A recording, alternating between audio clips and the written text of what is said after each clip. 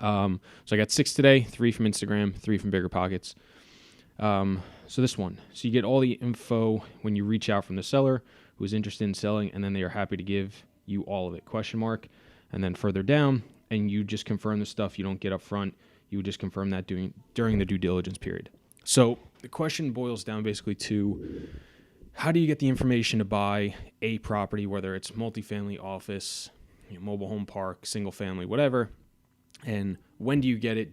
What do you go under contract with and without, et cetera, et cetera. So we try to get as much as we can up front, but some stuff is realistic and some stuff is not realistic. So oftentimes, if we are working with a broker, we will get, at the very least, a recent rent roll and the last 12 months of financials broken out by monthly.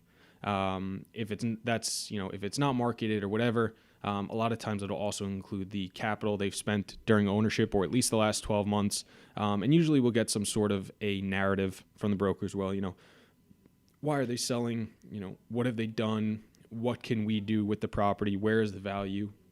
Et cetera, et cetera. But sometimes you get a heck of a lot more. You might get a few years of financials. You might get a very detailed breakdown of capital month by month, line item by line item, what they've spent it on. You may get, several months or several years of rent rolls. You may get a OM, which is an offering memorandum that, is 40, 50, 60 pages that breaks down everything you need to know about the property, what the story is, why you would buy it, all that fun stuff. So it really depends on, what you think you need up front and your comfortable level to close. So for example, or not even close, I should say put it under contract and, go do your due diligence. So, we don't need to see past appraisals. We don't necessarily need to see, their insurance policies. We don't need to see, detailed breakdown of CapEx. As long as we can kind of get a rough idea, especially if we know the area and we like the deal enough, we'll go under due diligence and find out more of that information. But we will ask for as much as we can up front, pending this situation. So if it's a difficult seller or an unsophisticated seller, we're going to get less going up front.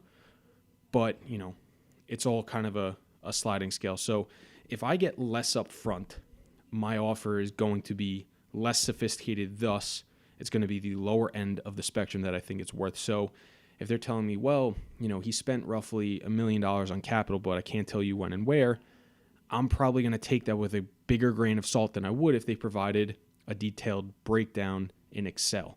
Because even though it's in Excel, doesn't mean it's 100% true. You have to go through the general ledger and double check. But it's more likely more accurate, so I can tighten up my offer, maybe get a little bit more aggressive on terms. Maybe I can remove financing contingencies. Maybe I can offer, a couple percentage points higher.